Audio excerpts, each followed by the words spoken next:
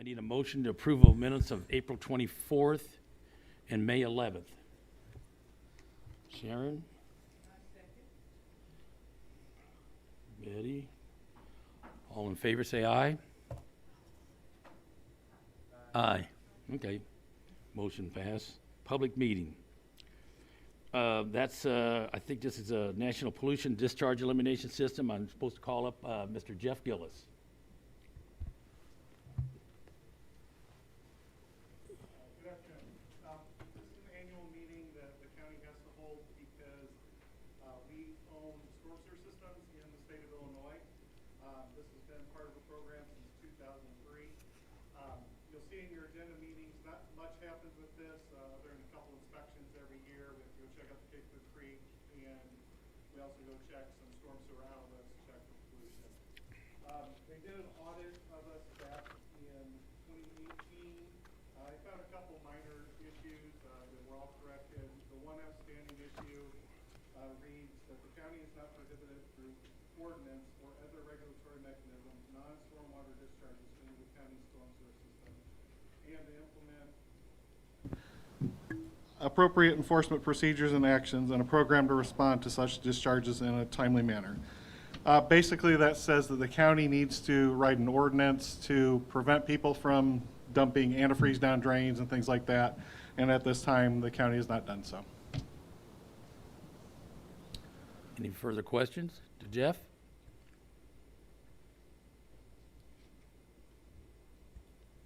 Chairman Dillon.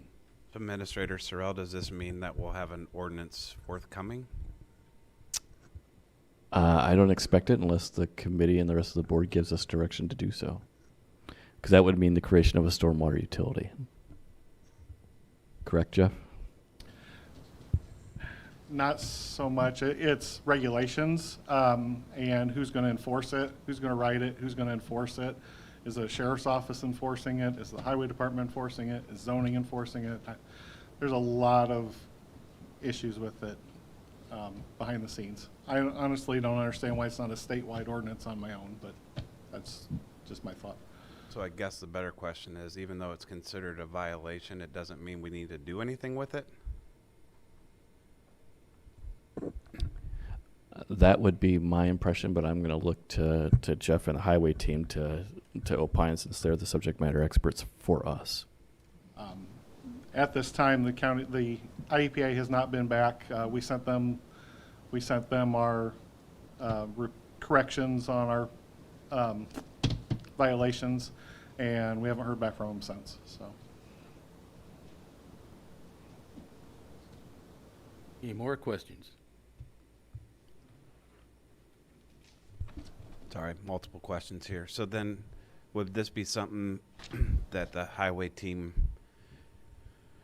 I mean, I'm just curious, does like Tazewell or Quad Rock Island, do other counties similar to our size, do they carry an ordinance for this, or would they be in violation too? as I understand it, there's several counties that are in violation, but I'm sure there are others that have it, but I don't know that for sure. We can look into that.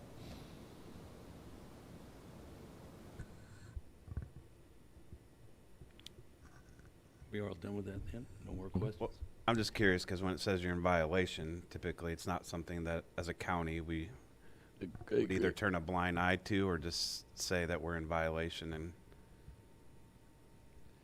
correct. And it's an unfunded mandate. The means and methods to actually come into compliance are quite overbearing. We are not the only county in this position. In fact, I would suspect after Jeff in the highway team looks at it and comes back, I would suspect the majority of the downstate counties are in the same position where we are in. The large urban counties in the Chicago metropolitan area have had their own stormwater regulations for a lot longer and are much more aggressive in how they deal with these issues, but they're also more urban and they have less unincorporated areas than we do. So they would be a little bit different, and I would suspect that they would probably be in compliance and had been for longer than we've been required to. So, we are not out of the norm. I would suspect for downstate Illinois, and again, the methods and means of trying to accomplish what we would need to accomplish for this unfunded mandate are overwhelming.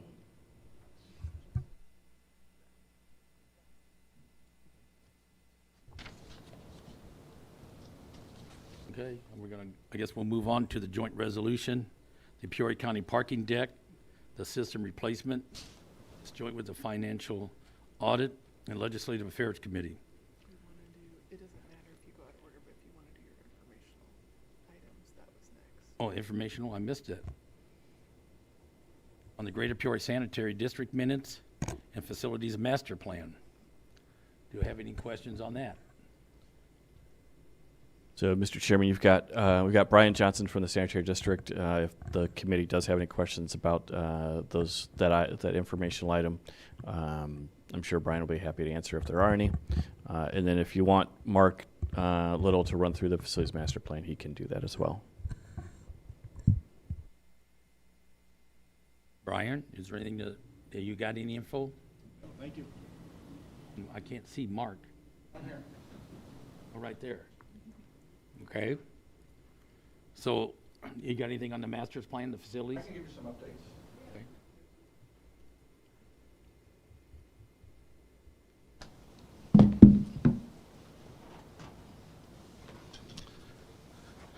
Actually, we have updates on several of our projects. The current project going on in the courthouse, which is the remodel of IT in the new public defender office. We have completion dates on those two projects. We're just a month out on the IT space. That'll be done July 26th. We'll be able to start moving furniture and stuff in right after that. And then the public defender's office will be completed on August 23rd. And we'll start moving new furniture in after that. So we've got set dates and things are moving along. So those are going along good. The CUVs at the jail kitchen, part of that is done. We're waiting on some other parts to come in to finish that up. The new boiler has arrived at the jail. They're just waiting on an install date. If you remember, it's been several months ago it took to get that ordered and in. The jail roof replacement, along with the JDC roof replacement, that is currently out for bid. Those bids will be back in July 13th on those two projects. The ring road on the jail, the phase 1, we just had a meeting today on that, and we're getting ready to go out for bid for the first phase of that. The brick tuck pointing on the jail, those bids came back a couple weeks ago, and the way those bids were based on not based on an overall budget for the entire project, but how much work they do each year. So Midwest Engineering is going to work on a plan for that spreads that over 3 years and come back with a cost, and then we'll be able to move forward with the first year of that. JDC parking lot repair, we did get a single bid on that, and I think it's a discussion item we need to have today on what the plan is we do with that. We had a single bid back from Tazewell Asphalt at $164,000 to do that project. We had originally looked at possibly between 80 and 100, and the feeling is that number's a little high. So I had Dave from Midwest Engineering, who's here. He ran some other numbers to look at if we wanted to look at doing concrete on that project, ripping it all out and having concrete done. And I believe the number on that was almost double. Their expectation is 360 to 370 is their estimate if we go all concrete.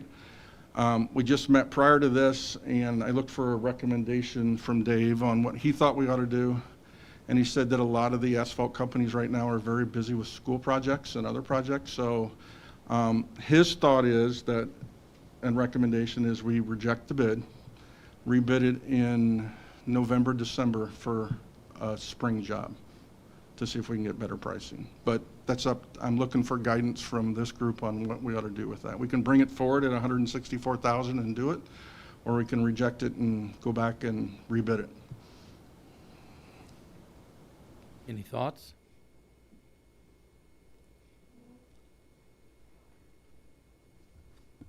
Chairman Dillon? I would agree with the recommendation to reject it if it was 80 for 160. But, I mean, Dave, I would be curious what it would. We had issues with the one bid, and we all know there's not as many asphalt companies out there, though. I would be curious bidding it with an alternate of concrete, though, just to see what the prices are.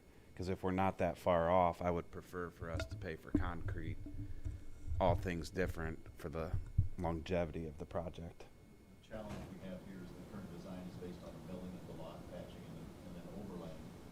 And if we go to all concrete, we'd have to do a complete removal, reconstruct the base, and the concrete stuff kind of drives that concrete price up.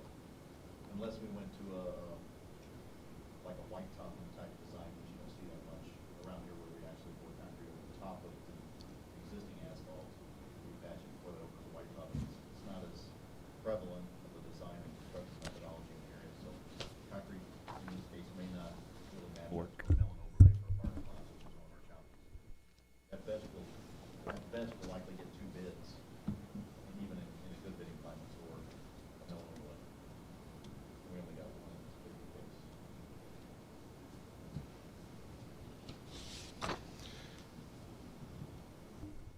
Well, I would definitely say, I do agree with the rejecting of it, but I also think later in the agenda, we have hiring a facilities manager with extensive not concrete, but extensive construction experience, where Midwest is one of the top firms around here. Well, maybe Mr. Eunice would work with them and get us options to create more bidders. So why wouldn't they, Dave, why wouldn't they use that? Is that something they use down south more for where they would just lay concrete over asphalt? Why wouldn't that be prevalent around?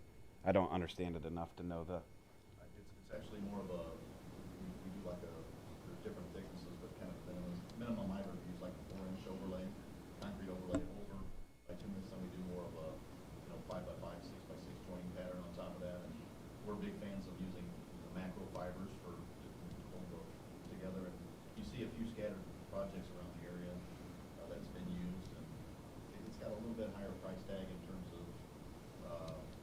concrete floor, but it's also not removing and replacing all the base and doing all that. So it's, if you want concrete, it's a good alternative, and certainly there are contractors that know how to do that in this area. And we typically get several more bids when we're bidding concrete versus hot mix asphalt. So it is something that we could look at and do an alternate with that and see how the pricing is. I'm just looking for more options and try to drive more bidders for projects, or at least give us something to compare it against. It's hard to compare when you have one bid. I would agree with rejecting the bids and put it back out with the intention of getting more bids back. Putting a time frame on it, late November, December, you're dealing with now asphalt plants shutting down, cold weather, so forth. I think we need to try to be flexible about our schedule, and we need to have the alternate for concrete in the hopes of getting more bids. So I would agree.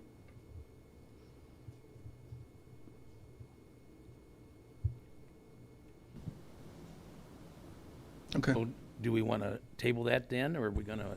So I think, unless other committee members, Mr. Chairman, have objections, I think what we'll do, based on the consensus that we've heard, is we'll, through the purchasing division, the finance department, we'll notify the loan bidder that we're going to reject the bids. We'll work with Midwest Engineering to rebid that at with a revised scope, including alternates, at a schedule that is more advantageous for us to getting more bidders to respond.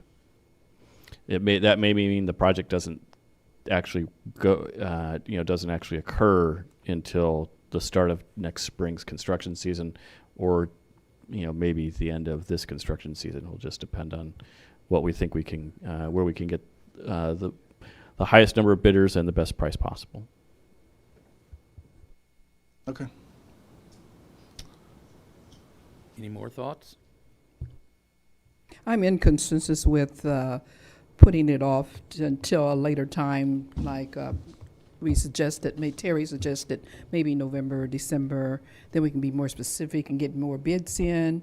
So I am in agreement with that as well. Matt, you got anything? All in agreement? All right, we'll move forward. Okay, we'll do that then. Couple more items on the list. The roofs for the courthouse, what we call the Main Street roof and the Hamilton Street roof, those are coming in for resolution for you guys today to move forward with those, along with the courthouse steps out back here. Those two projects are coming forward. Update on the boardroom AV system upgrade. That the original PO was issued in 2021, and we're sitting here in 2023. Good news is that system will go in here July 26th through August 9th, and the first meeting that will be used will be your August board meeting. So, I have a question. In regards to that AV system, would you talk a little bit about bringing clarity to me in regards to what that is? Okay. the current AV system you see here used today is probably 20 years old. Okay. And there's all the equipment that's in the back room here is no longer supported, so if something dies, the whole thing dies. The TVs are of age. So we brought forward an upgrade to the system that takes us from more of an analog type to a network type based system. These TVs you see down here will go away. Behind the chairman, there'll be a large screen, a very large screen. There'll be two screens off to the sides, a big screen there, a large screen here, and another screen there, all new high-resolution screen. There'll be integration for telephone, all the microphones and wiring will be replaced. There'll be outlets installed in the horseshoe for people to plug into.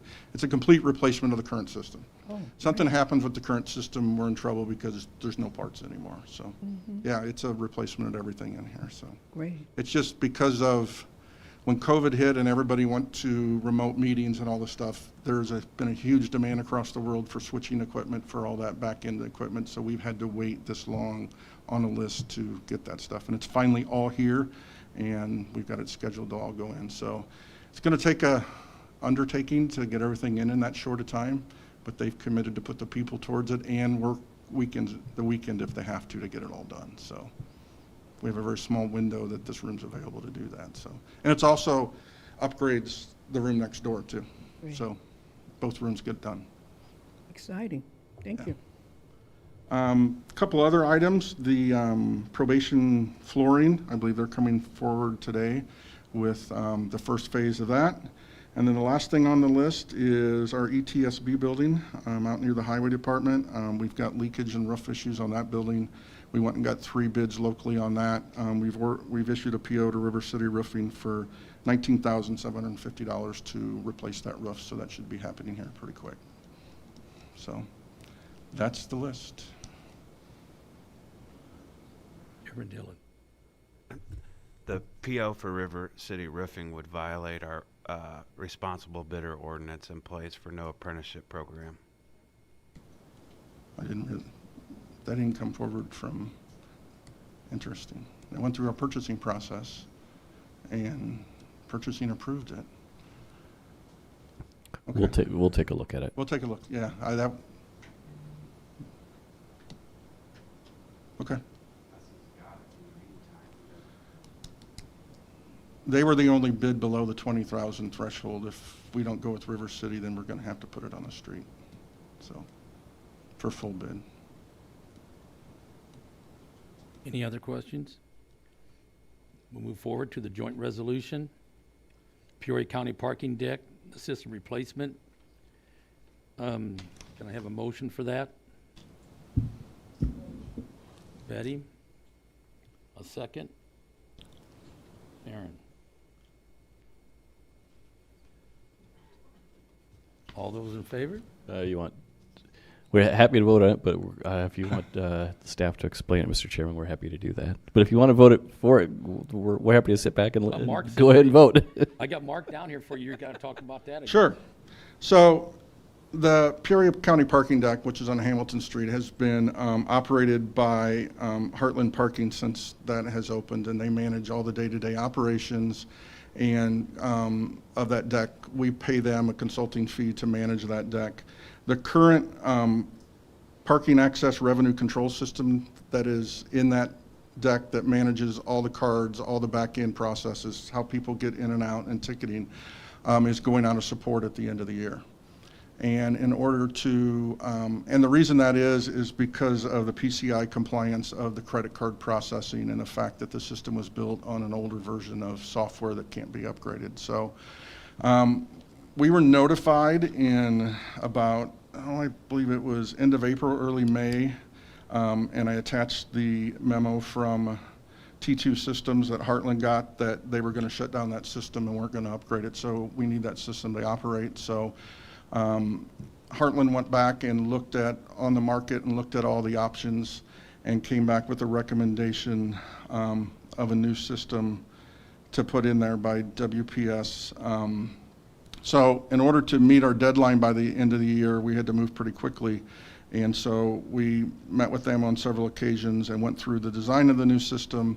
New system is modularly designed, which means that if credit card standards changes, we can pull that out, put it in. It's not based on a Windows platform. It's based on a Linux-based platform, which gets us away from expiration of the operating system. So we're recommending to move forward to enter an agreement with Heartland Parking to replace that system for a total of $84,000. Any questions? Betty? Okay, what is the WPS? I'm sorry, what is that? Yes. WPS, the system they chose was from WPS, and it's the same system that Heartland has just put in the new OSF corporate office. So that system is there, and we did some research. They're a very large worldwide organization, and I believe I put a few numbers in here. They handle 7.5 million parking tickets daily through parking decks across the world. So they're a very well known and very well respected, and that's came back from the recommendation from Heartland, who we look to them to run our deck for us. So that WPS, is that an acronym for a company, or is it a? That's a good question. I don't know. Okay, we can check on that. I don't know. Okay, thank I you. can find out for you. Okay, thank you. Terry? Mark, does the 84,000, that upgrades the system and the hardware? Everything. The arms come out. Does it include providing new cards for everybody who It uses does. that? It does. Okay. And they will handle that process for us. They will do- Everything up to, but not including the operation of that Right. going forward? There'll be a new contract eventually with them? We have an ongoing agreement that's been ongoing for years that they will operate that. Okay. Right. Yeah, it includes everything, the arms, the interactive system when you exit, when you enter, everything is included as part of that, so. Okay. And it should be a little easier system. The system we have now is probably what I would call the tier 1 early on systems. We have a lot of jurors that use that have to do the 2-ticket thing where they get the ticket to get in and then they're issued another ticket while they're at jury duty. The new system is a single ticket, and so they can get in and out with one ticket. It should get that flow during the day, like Mondays and Tuesdays, and we have a lot of jurors here. It gets pretty backed up over there at 4:30, and it should help in getting people in and out of there too. Okay. Plus it accepts the chip cards. It's got all the latest requirements for PCI compliance from a credit card side of things, which is the reason we have to do it, so. Okay, thank you. Now that we already had the motion, are we going to go, everybody say on ayes? Or you got more questions? Pardon me? Yeah. Yeah, all those in favor? Okay, all those in favor, aye. Aye. All those against it, nay. Motion passed. Boy, I don't like this. All right. Now we go to the resolutions. Scotty, are you going to take this? Happy to. You want to get a motion and a second on the floor there, Mr. Chairman, and then we'll talk about this real quick. Okay. Motion, Terry and Betty. All right. Brian Brown, who's Director of Court Services and Probation, is here also to answer questions. So courts put in their budget this year some money to replace a portion of the carpeting in the probation offices up on the 5th floor of the other side of the building. They went out for bid. The low bid is from Central Illinois Commercial Flooring, which is a Peoria-based company. And Brian can talk a little bit of detail about how much the bid is, how much they budgeted, and how much they expect, how much of the area of the department they hope to get done. So Yes. happy to answer any questions after Brian talks. Yes, good afternoon. Just to follow up with Scott, it was a pretty straightforward bid. We bid it into 3 different phases throughout the probation floor on the 5th floor.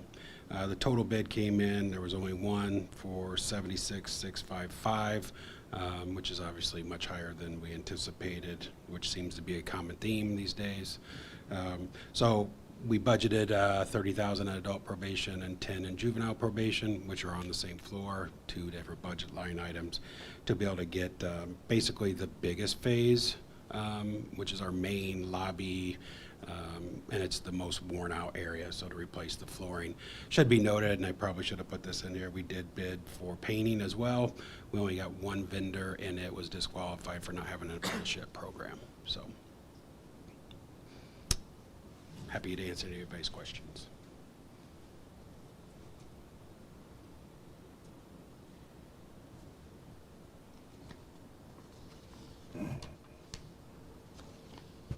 Terry?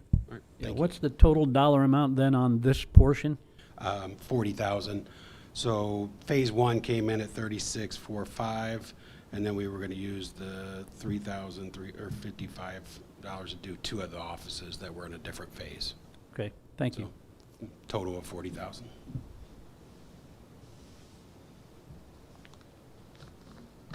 More questions? All those in favor, say aye. All those against, nay. Motion passes. Okay. The next one is a contract for architectural services for circuit clerk office remodel. That again would be Scotty or somebody from Dewsbury here. I'm going to talk about it once we get a motion and a second on the floor. Okay. Motion. Betty again. Good. Sharon. Okay. All right, thanks, Mr. Chairman. You have appropriated in this year's capital budget $800,000 for the remodeling of the circuit clerk's office. That's about 1,600 square feet or thereabouts. Since the addition was built in 1991, Dewberry or their predecessors, Philip Swagger Associates, has been the architect of record for every remodeling project in this building. So they are the vendor that we are recommending be awarded this contract for architectural and engineering fees to do and services to do the design work associated with the remodeling of the circuit clerk's office. This project is necessary and why we put it into the budget is a function of one, other than making some cosmetic improvements for carpet and paint and whatnot over the years, this office has been untouched since the addition was built in 1991. Additionally, there was water damage, which we did repair in February of 2015 when we had a pipe break because an outside air damper was inadvertently left open on one of the coldest nights of the year in February. And so as a result, we had water damage on 4 floors, with the circuit clerk's office being the lowest of those floors. The other areas impacted were courtrooms. Those courtrooms have since been remodeled. but we never did go back and do the circuit clerk's office. So that's the main reason why we've got it in the queue. What this contract will do is first it'll do an existing interior condition survey, so it'll take stock of all the current conditions.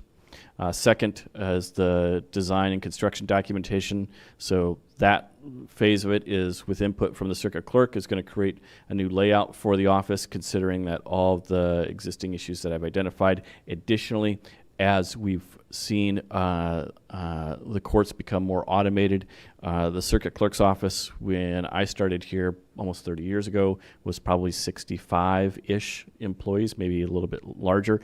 Today, there are 35 employees, so there is we can use that space better than we are today and more efficiently than we are today. So part of the design and construction documentation is going to look at all those things, and then we'll do a new layout, and then we'll finish that phase with getting the necessary documents ready to be able to put the project out for bid. Construction documentation is the third phase of the project for the architect, and that starts once the bids have been awarded. This phase is necessary because the contractors and the subs are always going to have requests for information, need for someone with an architect's seal to review and approve shop drawings, and other components of that. They'll be working very closely with our capital improvements project manager, which we'll talk about here in a couple of minutes. But there is always a need for some of those steps during construction, and that will be the third and final phase of their engagement. The fees that they have proposed for this engagement is $105,000. That is, from my perspective, pretty spot on with what I was expecting. So at least on the architectural engineering fee side, we haven't seen as much inflation as we have on the construction side. So we would still expect that we'll be able to do the remodeling work on the construction side within or pretty close to remaining balance of what you appropriated in the project. Tough to say as to whether or not the bids will go out before the end of the year or not, but if not, they'll obviously be going out early next year. Happy to answer any questions from the committee. Scott, I do have a question. I know we're looking at just the covering of the carpeting, but is this the time to talk about any other damage or? Sure. So, this project is a full-blown remodel, so it won't be just cosmetic changes that are being made. We'll actually try to make better use of the space. That will include new paint and new carpet where there is carpet. Back in 2015, when we did have that flood, we actually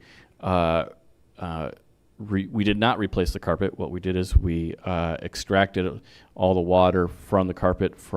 We replaced ceiling tile because we did have some damaged ceiling tile.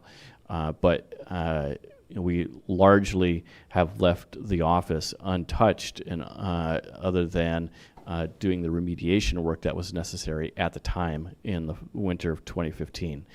So this is a project that's been on our radar screen for a while. We have had it in the long-range plan for capital improvements, and this is the year that it actually got funded.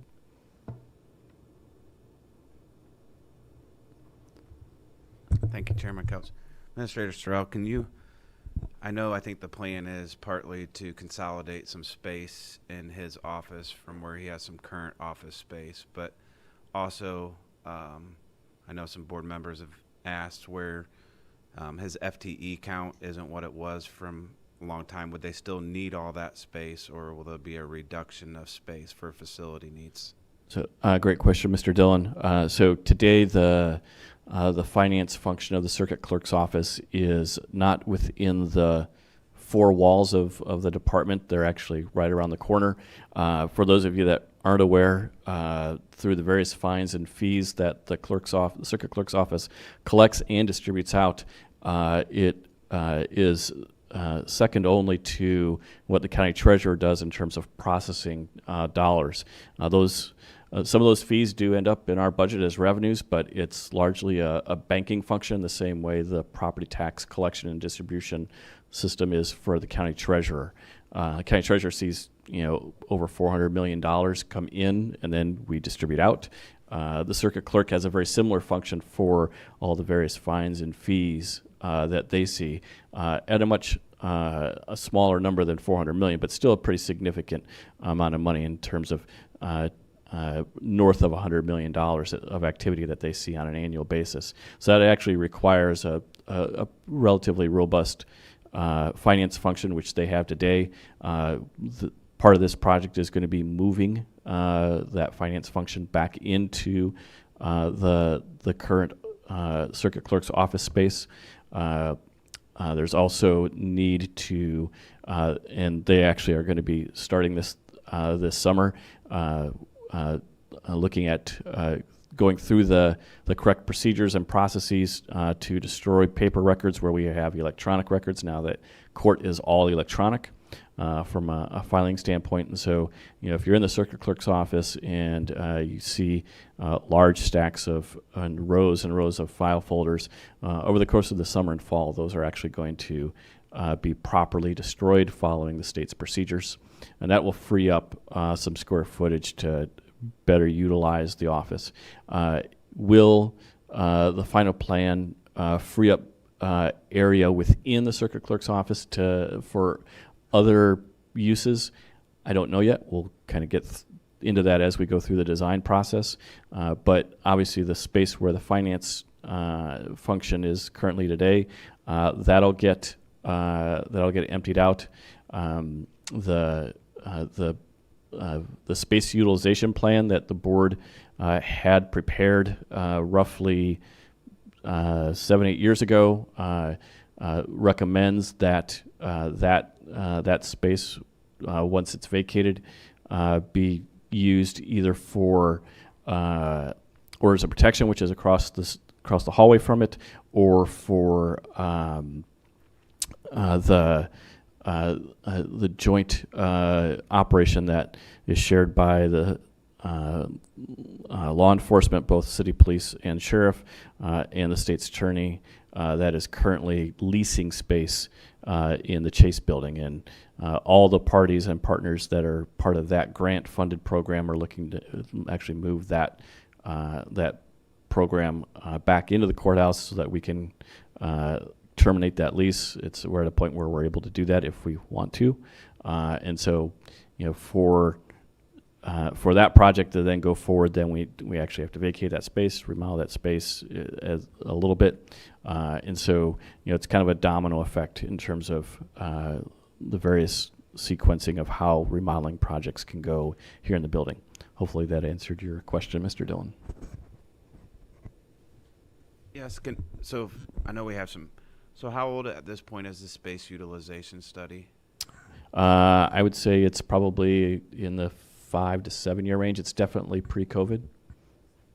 So at some point, I guess the question would lead to is, once we get later with facilities management and staff, are we going to have an update of, because I know the treasurer has asked for increased space, and that's really the only space next to it. We have orders of protection kind of bottlenecked up there, and then we have Beth's office getting ready to vacate. So I guess my question is this the time when Dewberry actually gives us, instead of, I'd hate to see we go do this and cut off our nose to spite our face somewhere else, that we're actually putting people in the right spaces to best utilize what we have. Well, I think the future use of where the circuit clerk's finance team is currently situated is certainly up for discussion, and not specifically a scope of work item for this engagement with Dewberry. Once we get to the agenda item that talks about the capital improvements project manager, we can talk a little bit about what the scope of work is for that contractual engagement. And I think that question, Mr. Dillon, will be addressed at that point. But in terms of specifically identifying what is going to go into the space that is currently occupied by the circuit clerk's finance function. That's not part of the engagement for Dewberry as it relates to the circuit clerk remodel. It'd be a separate project. Well, and I think we have some time here, but I think that's probably important too, that we understand what spaces we have in that study with Dewberry.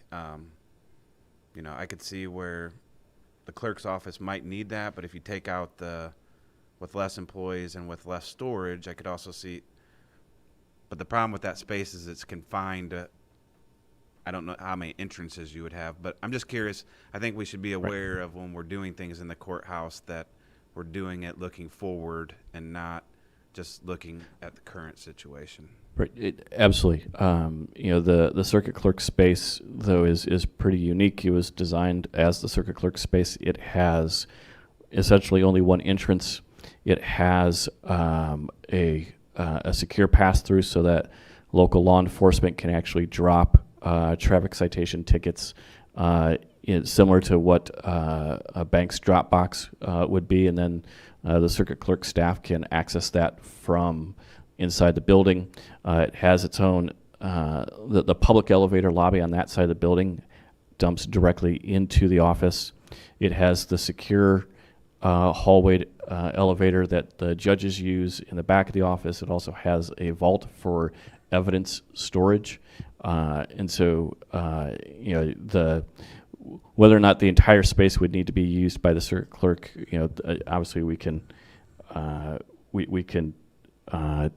you know, think about that and talk about that and whatnot. But to move the circuit clerk's office somewhere else in the building would not be advisable, because we'd have to recreate all those various access points so that clerks that are clerking in the courtroom have the ability to move back and forth through the judge's elevator, and there's the access to the evidence vault as well.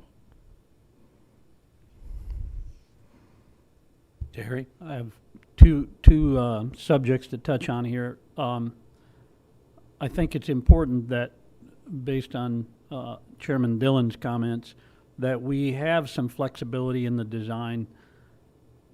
What needs to be there for the circuit clerk is obviously, you know, those task-specific features, but I think we could emphasize with Dewberry that they should allow for some more remote access parts of that space to be given a little bit of an eye towards flexibility in the future.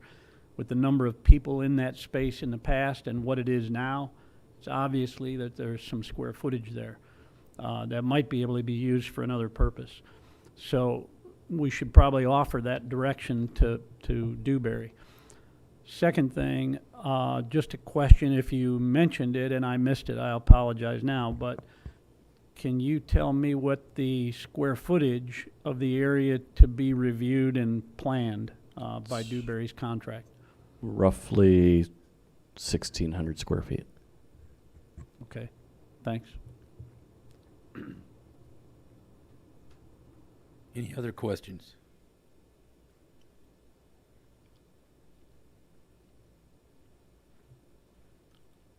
Okay, all those in favor, aye. All those nays? Passes. Okay, item 3 under resolution, contract for architectural services for County Highway Fleet Garage and Salt Dome. This again will be Scotty.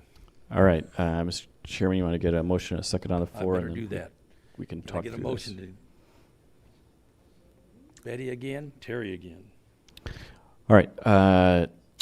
Chairman, this is a recommendation from us to engage Dewberry for a second and completely different project that actually has multiple components in 2 locations to it.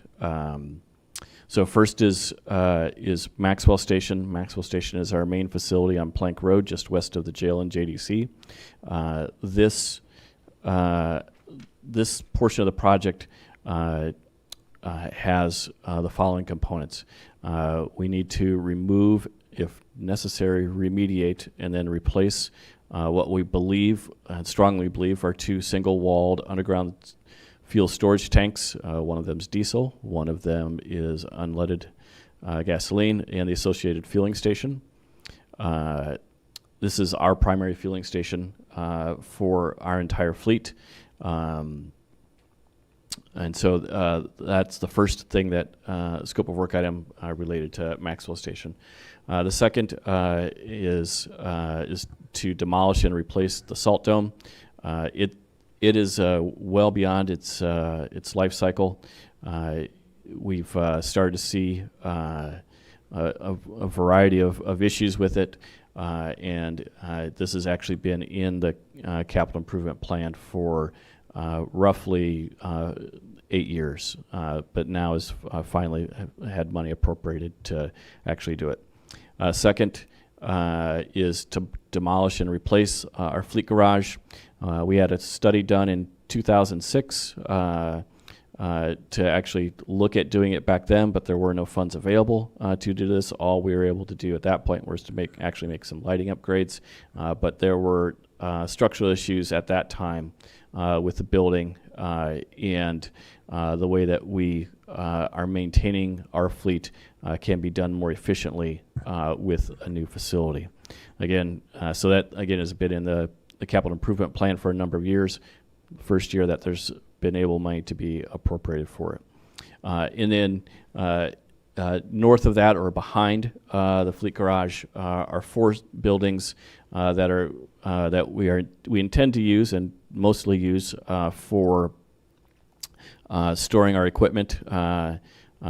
But those buildings vary in age, with one dating back to the 40s. Those pieces of equipment include tandem axle dump trucks, or what we call tandems, mowers, our chip spreader, and a whole host of other pieces of equipment. Some of those pieces of equipment don't necessarily fit in those. Modern pieces of equipment don't necessarily fit in those buildings all the time. What we'll do here is we'll evaluate which of those buildings are capable of still being usable with our modern equipment. But the goal would be to combine those 4 storage facilities into a single building. Actually, it would be a single building that would include the fleet garage, so that we have fleet garage on one end and equipment storage on the other end. And we've appropriated a significant amount of money towards this project. At the same time, there is work that needs to be done at our north station, which is an Evans Mill Road. So if you're not familiar with that, that is north and west of Dunlap and south and west of Princeville. There are 2 things that need to be done at the north station. The first is we need bid specifications to re-roof the salt dome. That salt dome is actually in pretty good condition. It just needs a new roof. So we need, just like we had bid specifications here to re-roof portions of this building and the portions of the jail and the JDC, we need bid specifications to put out for bid to rebid that salt dome. Secondly, we have an existing slab where we're storing buildings out in the elements, and we need to, or we are recommending that we put a metal building back on that slab. That metal building would be basically cold storage, although it would be we would have power so that any pieces of equipment, any vehicles that are parked inside that new building, you would at least be able to get engine block heaters and allow for winter weather conditions. We primarily use North Station for winter operations, as most all of our summer operations we're able to do out of Plank Road in the Maxwell Station. So what's before you in this action item and the one resolution is two different contracts for Dewberry. Maxwell Station is $65,000. It includes the interior conditions survey and the taking stock of all the current conditions of the various buildings that I outlined for Maxwell. And then it includes the design phase, which will get us up to a point where we've got a good strategy and a good plan in place. At that point, at a future time, there will be a second contract that comes back that does the bid specifications for the work that needs to be done at Maxwell Station and the construction administration. And then for North Station, the contract is $75,000, and that's all in, just like the circuit clerks is. It does the existing condition survey, it does the bid specifications, and it does the construction documentation or construction administration. There is $464,000 and change appropriated in the current year budget. The two contracts combined is $140,000. The total project budget over multiple fiscal years is $4 million. And so there's adequate spending authority this year to do this engineering and architectural work. And then ideally, we'll maybe get to North Station out to bid before the end of the year. Ideally, we'll see. And then obviously whatever's expended, we'll recommend to be rolled over so that we can be prepared for the construction phase, most likely sometime next year. Happy to answer any questions. I have one. In specifically the North Station, those would appear to be relatively simple projects, put a roof on, so forth. Was it considered to take some components of this work and do it as a design build rather than a separate architect, engineer, then go out to bid? They're small enough projects, and we're going to have we hope very soon, a construction project manager. May not have the same need for construction oversight from the architect. Was it considered that we would maybe take the simpler, more manageable projects and handle them in-house? We did give it consideration. We actually have only done one design build project, and it was a road project. So we actually do not have a lot of experience managing a design build project. And so there was a little bit of cautionary hesitation as a result of that lack of experience, even though we're going to have capital improvements project manager helping us out. Given the fact that his experience would fill that void, that, for some time we've labored along without that. But I think assuming that goes through, we should really consider that some of the components of this list are prime targets for a design build relationship and for in-house management. So I don't know if we would put this conversation off long enough to quiz our candidate about those kind of things and see if he feels comfortable managing a re-roofing project, but I'm sure he's done thousands of them. So I think there's some potential to save some money doing it that way, at least for some components of this. I hate to back it up, the process, put things in reverse, but I think there's a potential that breaking this up, taking some of those responsibilities from Dewberry may end up ultimately saving us some money. Matt? I guess I kind of agree with Terry there. He kind of took everything I was thinking about that. But the other thing that I was wondering too is why are we doing more surveys on some of this? Just like Terry was saying, some of these projects seem like they could be done almost just within house and maybe get some of them moving a little quicker. Well, I mean, I would say for the work that's going to be done at North Station, very, very valid argument that the committee is making. I would say the work at Maxwell on Plank Road is much more difficult. We're dealing with underground storage tanks and probably having to remediate, although we don't know yet until we do that investigation. We've got a whole variety of different code compliance issues with the fleet garage and a new salt dome, in terms of how we go about doing that. So I would feel much more comfortable having a licensed architect, work with us at our main facility on Plank Road. But see the wisdom that the committee is talking about as it relates to North Station. Chairman Dillon?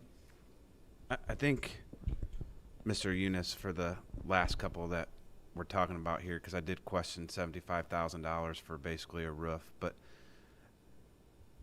design build I was always a little scared of prior to that without having, because a lot of this went out before we even had the conversation of bringing Mr. Eunice in. But when we do put out, which we now are allowed to design bid, but I think having Bob on is a different story now, so maybe we should reevaluate it. But when you would go out normally, this would be something you could design build for the metal building, but it'd be nice to have standard gauges and standard, because when you get to metal buildings, there's wide varieties of how they can be built, even though they still all look the same. But Scott, I agree that this maybe is something maybe once we have Bob on for the North Station to talk about, because I can't really understand what you're paying $75,000 for a roof project when it should be just shingles going on, that potentially that project itself might only be $100-some thousand. So, But Mr. Dillon, recall it's not just re-roofing the salt dome. It's also the new a new metal building that's pretty decent in size as well. no, yeah, I do understand that. I just want, typically I would prefer, there's times for design build and bid and specs.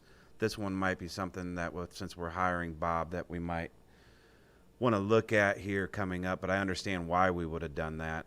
But it is easy to look back and say it is just a metal building for storage, and a roof is $75,000.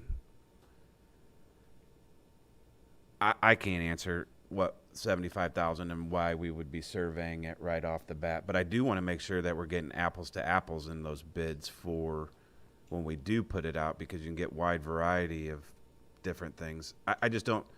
I think when we looked at this, we didn't know what our capabilities are, and I think after today and July 13th, our capabilities might be different, if that makes. I would tend to agree, and I think,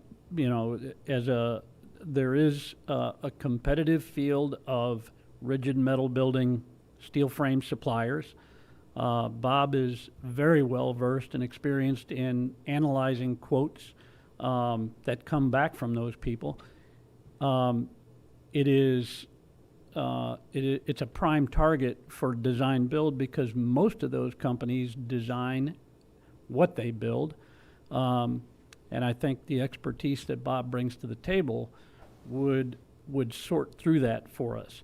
So if this, I'm hoping that this is being proposed as two resolutions, and I would agree with Scott that Maxwell should go to the architect.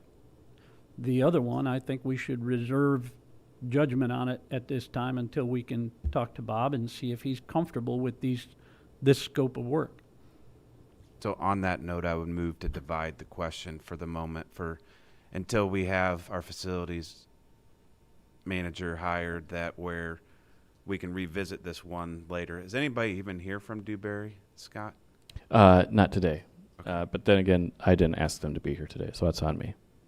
So for the time being, I think for comfort level, we'll move to divide the two questions and motion just for Maxwell currently. Is that acceptable to Dewberry at the time, or was this a contract for both? No, it's two separate contracts, so dividing the question would be totally fine. I would second the chairman's motion. So Chairman Dillon, you're making the motion that we're going to separate this out then for the Maxwell and table the North Station. Table the engineering portion, the not the engineering part. projects Right. themselves, yes. Yes. Yep. Okay, You'll first want the motion second to divide the question, and you'll vote on that, and then you can table the one and vote on the So- other. so we're we have gonna- 3 votes total we got 3 votes total. The first vote is for what now? to divide the question. All right, I need a motion to divide the question. First one. All right. Terry. All right. Okay, so we got Jimmy. Ask, call the question, Okay. ayes and nays. Okay. So how many ayes do we have? Aye. Aye. Any nays? Passed.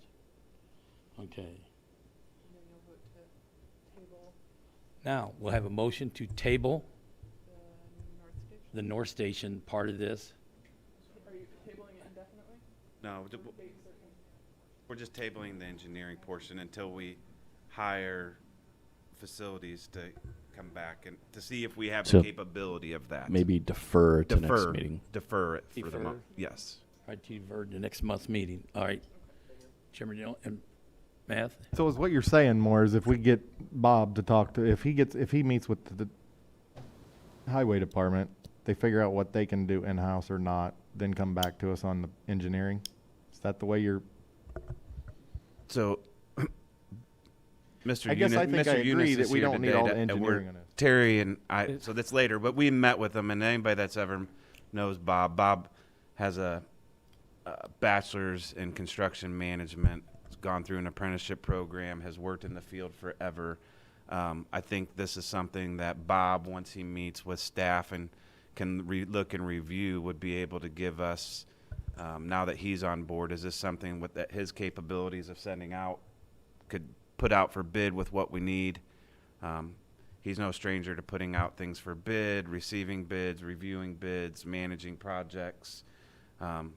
I agree, the stuff on Maxwell definitely needs some engineering, but on the surface of looking at this for North Station, when you talk about a roof and a metal building, it might very well need this engineering, but I think this is the reason why the board's hiring an owner's rep also to look at this stuff and give an assessment back to infrastructure, because we do have very limited money.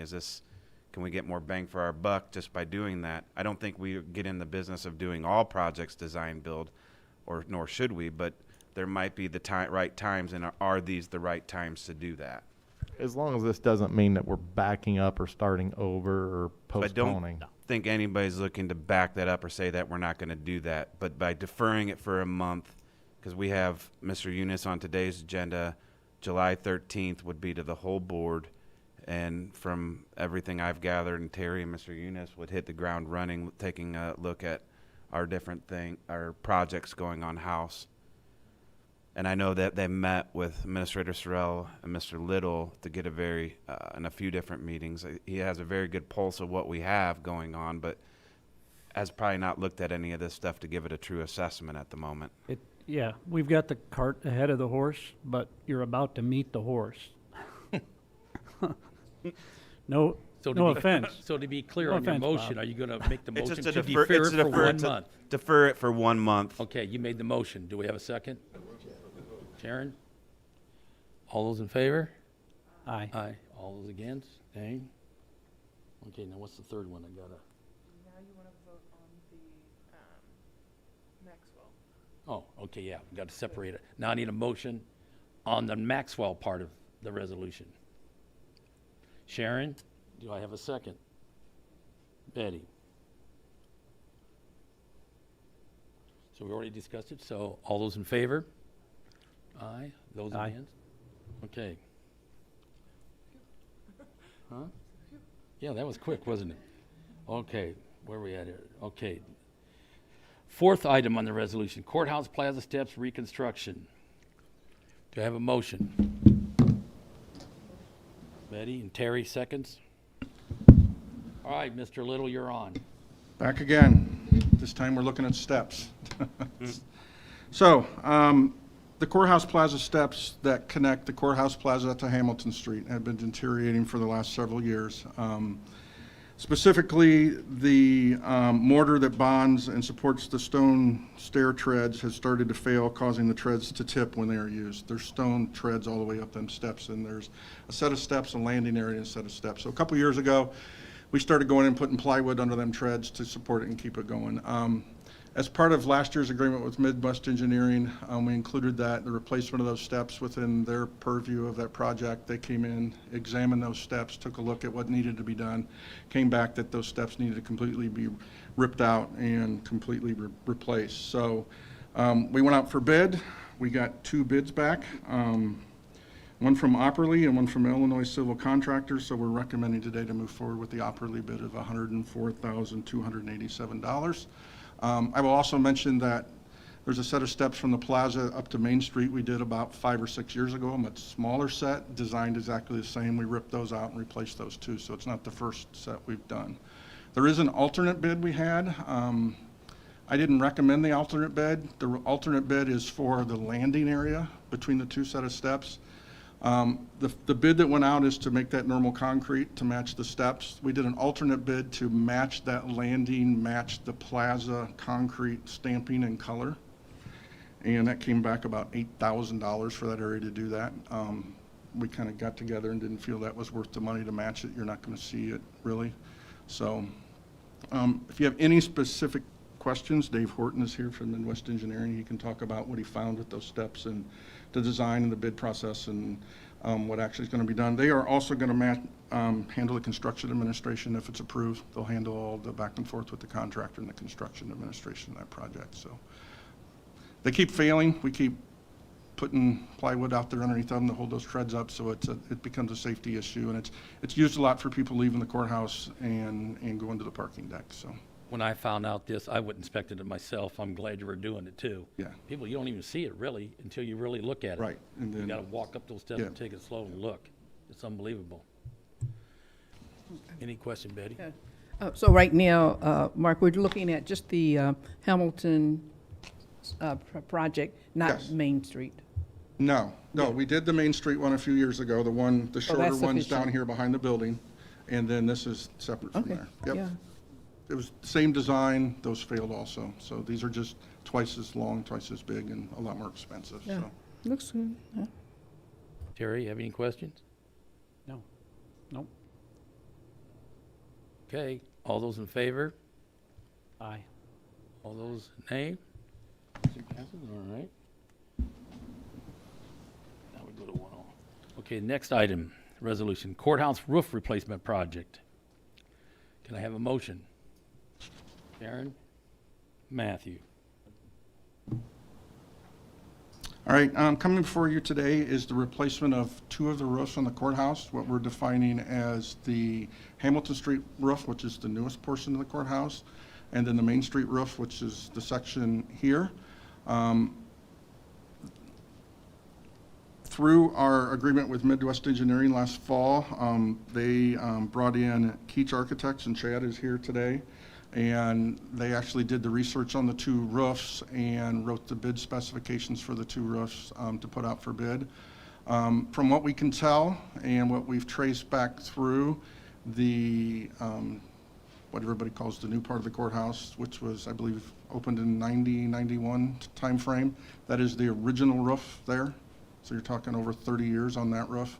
That roof does leak. And it has been patched and patched and patched, and Chad can talk a little bit more about what else he has found within that roof. And then the roof on this section, this building was open, I believe, in the early 60s, and from what we can tell, there's only been 1 re-roof, and that's over the top. They actually did some coring on this roof and found the original and one there, and this one's actually in much worse shape. And we think this one goes back about 30 years also, the current roof here. They're both leaking. Our CFO can tell you in her office, anytime it rains, anytime it snows, anytime anything, there's, you go up in their office and there's garbage cans lodged up in the ceiling to catch water all through that office. So, so we went out for bid, and the low bid came back from Ridford Roofing in Arlington Heights, Illinois, at $837,000. We did put out one alternate bid that extended the warranty on those roofs from 20 years to 30 years, and they came back at $16,150, and that's actually a manufacturer warranty. And so the recommendation from Keach Architecture was that we accept that. That would give a material warranty on that roof out to 30 years for the $16,000. So if you have any questions, Chad's our roof expert and knows a whole lot about roofs, and he can talk about the materials that they're going to put back up there. That's his expertise and area on how those were bid based on what materials they recommended to use. So Mark, the total for that project would be $937,000? yes, there's a contingency of $83,000 we put on the base roof. We followed up, had discussion with engineers, and their thought is we should put a 10% contingency due to If we've got to replace some drains on the roofs, that would give us some room for that. If we don't use that, that'll fall right back to the fund balance of the capitals. And the alternate bid is $16,000, so we're requesting $937,455 to get the 2 roofs replaced. Any questions? Can we just get the Reader's Digest condensed version of the roofing material and process?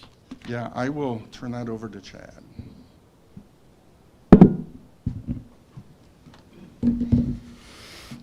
Good afternoon. Yeah, so the roof above us on what we'll call the Main Street area, it's a built-up roof. It's pretty old, and like you said, it does have 2 layers. So at some point in time, they came back in and overlaid the original bituminous or built-up roofing. It's there's very minimal insulation in it. It's really like about inch to inch and a half insulation each layer. The new the re-roof will be removing all of that, which will be a difficult project. The older layer is hardened quite a bit. It's going to take a lot of effort. There's also a lot of rooftop penetrations, equipment, dunnage steel. So this roof above us is by, well, comparison to the other one, the more difficult. The new roof will have the required amount of insulation per the codes, so it's increased insulation thickness. Caused some challenges with the roofing details and the flashing and working with the existing through-wall flashings and things like that. So we worked through all of that. So you will have the code required insulation in the solution for this, well, for both roofs. And like I said, it increased it. This is also a flat roof, which was done commonly back in the day. That means the insulation on the roof up here was all flat. We're going to a tapered roof insulation. One of the biggest problems on this roof was ponding, which leads to accelerated decrepitude. Anyway, ruins the roof pretty quickly. And it's pretty bad up here. There's growing fauna up there. So we'll take care of all that in this project with a new TPO roof. The existing portions over here are TPO, so what was done several years ago, I can't remember the date on that, but what was done in this lower area here was all TPO, so this will be a TPO. And the new one, or the one over on Hamilton is existing EPDM. It's pulled away from the parapets, which is a common thing when the roof reaches its age. The elasticity starts to go away, so it starts to shrink, and it pulls away, starts to billow.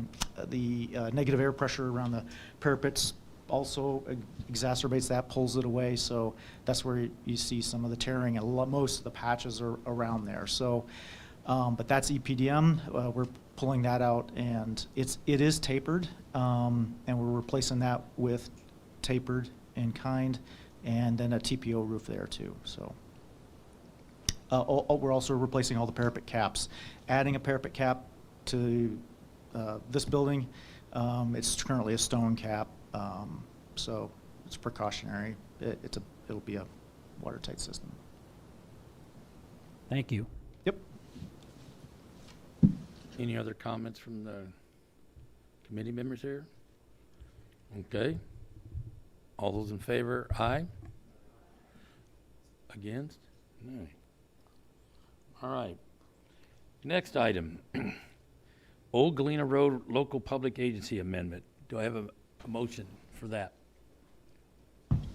Betty? Jim? Okay, we're going to turn this over to the very handsome Jeff Gillis from the Peoria County Highway. All right, so this one's fairly simple. We had a bid letting for Old Galena Road, which is ongoing right now. Bid letting was back in November of last year. The price was significantly less than we had projected. So back earlier this year, we deobligated some motor fuel tax money to use towards another project. And this motion and resolution is deobligating the federal funds in the amount of $1.5 million. And that will roll towards our Maxwell Road project, which will happen in 2 years. So just had to wait for IDOT to approve all the paperwork and make sure they were happy with how it was done. So, Any questions for Jeff? Oh, that's Okay, all those in favor, aye? All those against? All right, Jeff's going to stay there for a minute. The next item, Geotechnical Exploration Services Agreement with IMEG Consultants. Do I have a motion? Betty. I was waiting on a second. Sharon. Okay, Mr. Gillis. Glassford Road connects Village of Glassford down to Route 24.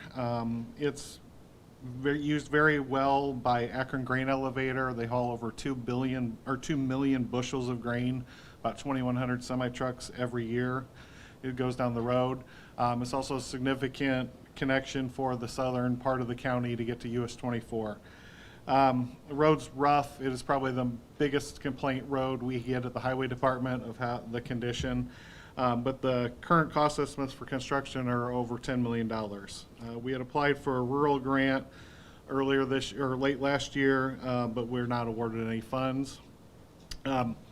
As we understand it, it used to be a state highway years ago, and it was a concrete pavement underneath the existing road, and then they placed asphalt over it. We have a cross-section, an old set of plans that shows this, but this is all we know for sure. Right? The road was built a long time before Amy and I were ever at the highway department.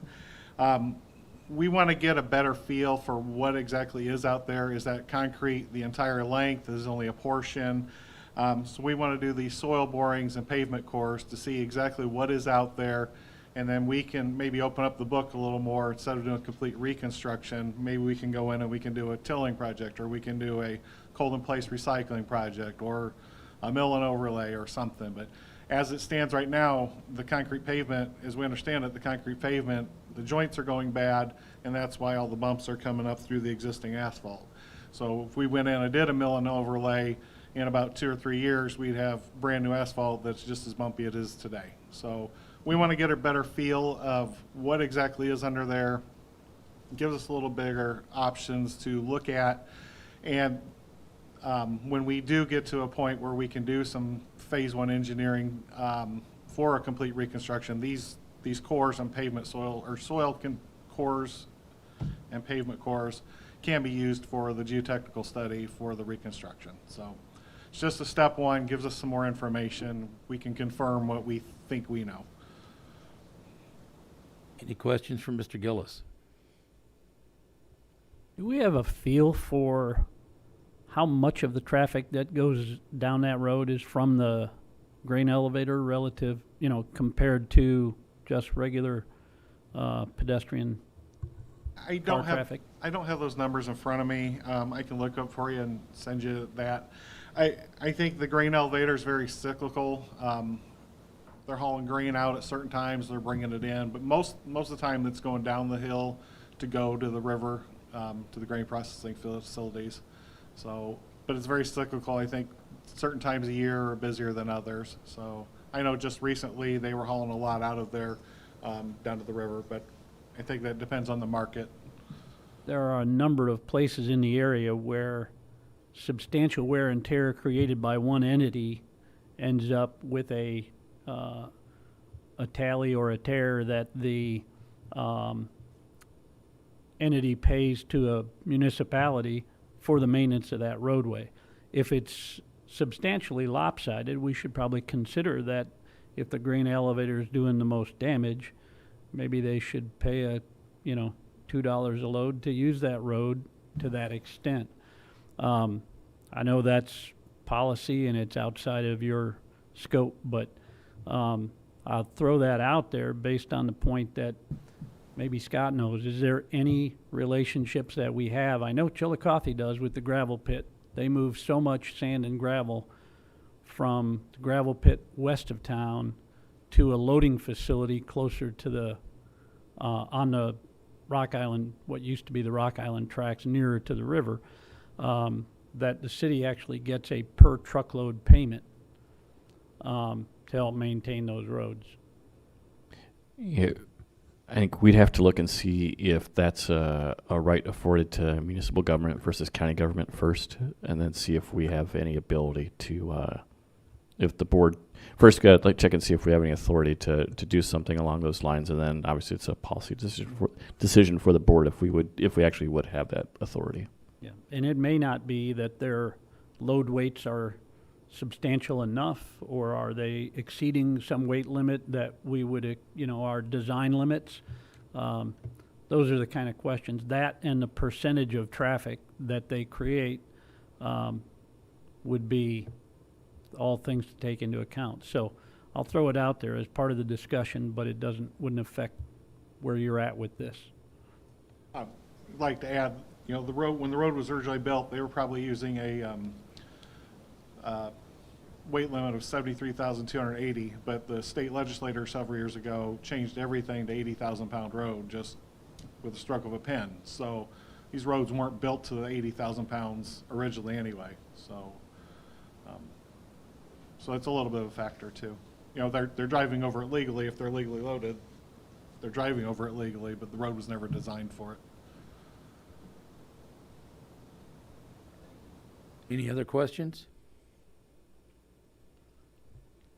Okay, we'll vote. All those in favor? Against? None? Okay.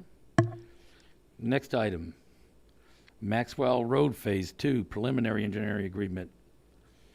Do I have a motion? Sharon? A second? Matt? Okay, Mr. Gillis, you're on again. This is the Phase 2 agreement for Maxwell Road from Faber to Middle Road, and from Middle Road intersection with Maxwell out to Dirksen Parkway. The board originally had approved a Phase 1 agreement, which is the very beginning study of how many lanes we're going to build, the environmental studies, traffic, things like that. And then the board has also approved a Phase 2 agreement for what I call the bridge portion of the project, which is from 116 over the bridge to Faber Road. So this is from Faber out to Dirksen Parkway. Phase 1 was completed in May. The CMT is currently working on the Phase 2 for the bridge, and that project is scheduled to be let in November. And then when they're done or get significantly along with that, they can roll into the Phase 2 with this project. And this portion of the road will be under construction in 25 with the bid letting in November of 24. So this Phase 2 agreement is securing the right-of-way, securing easements, doing the actual final construction plans with all the elevations and nuts and bolts to the project. Any questions? Having none, all those in favor? All those against? All right. And we're moving along here. I like this. Okay. Item here, Peoria County Highway Access Regulation Ordinance. Ms. Amy, you're up. Oh, wait a minute. I got to do that, don't I? I forgot. Do I have a motion? I keep forgetting that. Terry and Jimmy. All right. All right, Amy. Thank you, Mr. Chairman.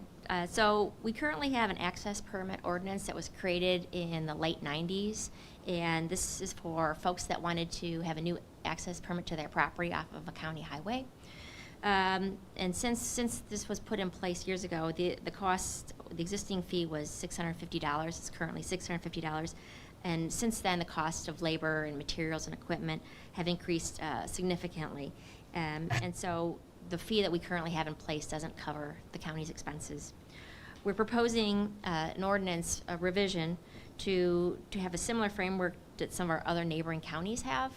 Woodford County, McLean County have a similar ordinance in that the changes, instead of the county highway installing the entrance, the property owner would work with a contractor that they would hire to install the culvert at their own expense with the highway department's oversight, so it's done to highway department specifications.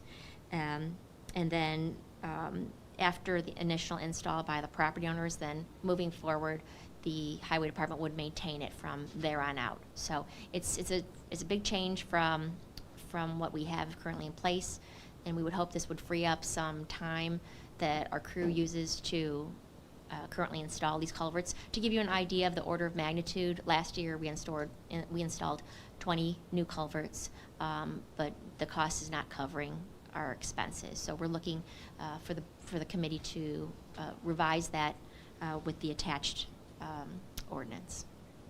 Happy to field any questions. Mark Gillis, our operations officer who helped work on this, is also here to take any technical questions. He's usually the person that gets the phone calls from the property owners when they want an access put in. Matt, do you have anything to add? I guess we can tell Amy thanks for getting this done after, what, 4 or 5 years? But this is actually, I would say we need to make note that it's more for just covering the cost, not to discourage anybody from needing any of these entrances. Any other comments? I have a comment. Betty? Yeah, Amy, when you mentioned the homeowners, is this, all of this is in coordination with them, or is it something? So what happens is if a person's buying a parcel of property and they don't have access off of a county road, then they would approach us and say they need an access to their property, and we would work with them to get an access, a culvert that would span the ditch, so they'd have access if it was raining, that sort of thing. So yes, it's definitely working in conjunction with the property owners. Amy, this does not present a inspection interval for your department, does it? So that the I guess what I'm getting at is if somebody shows up out there with a culvert ready to put it in, there's no point where you have to say, stop until we get there, look at your work, and then finish. That's currently the way we do septic systems, and it's very difficult for the people in that business who have to sit on the end of a $100,000 tractor and can't finish their work until the inspector gets there. I'm not complaining, I understand that process, but it is one that takes some coordination to make it happen quickly.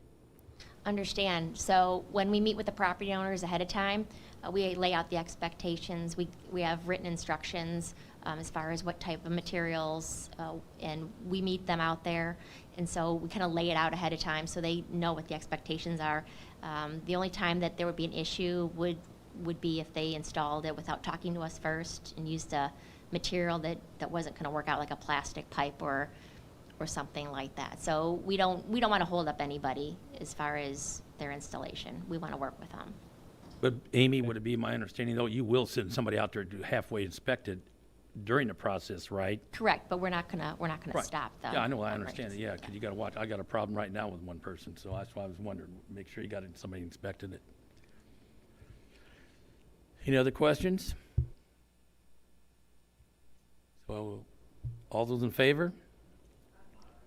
All those against? 197. Last item, or the second to the last item, Capital Improvements Project Manager. Can I have a motion? Jimmy? Second? Matt? Okay. All right. Scotty's on. Thank you, Mr. Chairman. So I think there's been quite a bit of discussion at the board level and at this committee level about capital improvements and our ability to, from a capacity and skill set standpoint, to manage all the projects that are currently on our plate and that are going to be on our plate for the next couple of years. In conversations with Chairman Dillon and Member Ruland, we worked through some of those issues, and I'm bringing forward today a recommendation for what is going to be called a Capital Improvements Project Manager. It is an independent contractor agreement that will run from its approval through the end of December of 26, which is when our ARPA funding expires. The proposed source of funds to pay for the engagement is ARPA. It is an annual cost not to exceed $100,000 with an all-in hourly rate of $125 per hour, with the concurrence that will reevaluate that and, if necessary, make changes to that hourly rate on an annual basis. Before I introduce who we're recommending to fill this role for us, let me quickly share what the scope of work item is, or what the the services that we're going to be contracting for. First, and as we alluded to earlier in the meeting today, there's going to be, for lack of a better term, an audit of our existing facilities and our capital improvement planning documents. That includes the capital improvement budget and plan. That includes the space utilization study. That includes the facilities master plan. What we'll do is we'll work to make recommendations on prioritizing those capital improvement projects that have been identified in all those planning documents. So, we'll look at what's on that list and what isn't on that list. So are there things that should be that aren't? Are there things that are that shouldn't? And then we'll look at, from a prioritization standpoint, what the sequence of the ones that should be on the list should go in. We'll also have services where we'll have the project manager oversee the work of any architect or engineer when needed for a project, or to help us through a design build process, as we've articulated earlier in the meeting here today. Help us evaluate sealed bids from general contractors for each project when we need to do that. Once awarded by the board, oversee the work of the general contractor as a owner's representative. Provide regular reporting so that this committee has an idea of what the progress is for each project and how we're progressing through that prioritization list. As we've previously talked, the Health and Human Services project would be specifically excluded from the services being provided. So that's a very high level of what the contract terms are going to be. We're recommending that RJ Unis Incorporated be the vendor that we contract with. Bob Unis is here in the audience today. He is RJ Unis Incorporated. He has a pretty significant amount of background and experience, as Mr. Dillon and Mr. Rulin alluded to earlier in the meeting. I think this puts us in the best position forward to maximize the capital improvement dollars that we have to spend in the short term, and ensure that we get those dollars expended in as a prioritization way, from an expeditiously way, and from a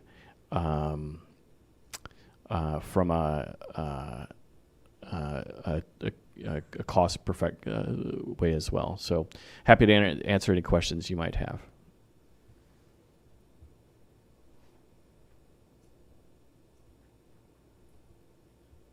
Mr. Dillon?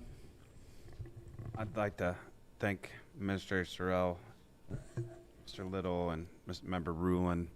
I think as we go over the hour and a half minute for this meeting alone, it shows how many projects we have going on and how many more that we have coming in the near future. Typically, this was a committee. We'd be lucky to do a few projects a year and save maybe and do a large one as go. So it's not saying anything how it was set up before. Very commendable how it was. But there's so many things on the plate to ask Mr. Little and his team, who was hired for IT, to try to have to manage all these projects too. It's just not fair. So when Bob's name came up, I think this board will be ecstatic once that you meet the individual. His extensive background in construction in Central Illinois, all over, from residential projects to industrial projects to commercial projects. And then I think as we went through the Health and Human Service campus, board members toured from the Election Commission, the jail. Members have a better understanding of what the need is of this county, and heard from quite a few members that we really should not ask Scott, not ask Mark to have to manage those. And how do we balance that? Is that an employee or a contractual? Bob is the best of both worlds. And when Bob's name came up, I really believe this is a win for the county, to have a man of his expertise agree to do this. So we gave him a couple meetings, met. The idea is that he'd report to Scott and this committee. This is not to the full board. He will have, as an independent contractor, is where he doesn't report to me, he doesn't report to Sharon or Matt. There's structure. So I think as you see, Bob's knowledge of the industry is second to none, and the honesty that you'll get from Mr. Eunice and his straightforwardness about the project will be a very good benefit to this board. So I look forward to the 3-year. It's actually about 3.5 years now that I think about it. So I'm very happy to have him, that Terry and us four had met, and to make this recommendation going forward. So highly encourage a yes vote in this situation. I couldn't agree more. The ARPA money is what brings us to this amazing amount of projects that we have, and the work that we're going to be able to get done. It also will fund this position. The beauty of that is that we're not hiring somebody where we're going to do a long-term pension, and we're not worried about paid vacations. We have a flat hourly rate. We can manage that number as it fits the projects that we have open at one time. And when the ARPA money's gone, we will have fond memories of all the accomplishments that Bob's contributed here. He has seen every type of construction from residential work. He knows how a school building is put together. He knows how an office building is put together. He knows industrial and institutional work. He's going to be familiar with the systems in every aspect because he's done it all. And processes, as the guy was describing the roof, Bob knows exactly what he's talking about. Not all of us have that advantage, but I'm very confident this is the right guy. We're hiring him the right way, and it's going to make a huge difference in us getting a lot more work done that we just couldn't do without somebody in this role. Very well spoken for both of you. I think we ought to have Mr. Eunice, if he wants to sit at the table, and let's introduce him to the crowd. Mr. Bob Eunice. Thanks. Appreciate all the kind words. So I'm here to help in any way I can. We did have some very good meetings prior to this, and I'm looking forward to it. You got me on a pretty high pedestal, so we'll make sure that I can at least balance myself up there and keep from falling off of it, but I don't expect to have too many issues. Is there any questions from anybody? Matt, you don't have a question? You got anything else, Bob? No, I'm ready to get going. Okay. Let's vote. Thank you. Those in favor, say aye. Those against, okay. Thanks, Bob. All right, the last item on this, reappointment of the county engineer. Oh, so moved. Geez, that was quick. All right, Jimmy. And second, Terry. All right. All right, Mr. Chairman, by statute, the county board appoints the county engineer to a 6-year term. In November of this year, Ms. McLaren will complete her second term as Peoria County engineer, so her term is up. This is coming at the request of Chairman Dillon to reappoint her to her third term. There are, as noted in the agenda briefing, 4 statutory requirements.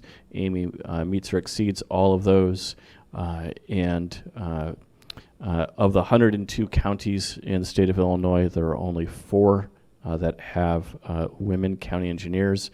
To the best of my knowledge, she is the longest serving of those 4.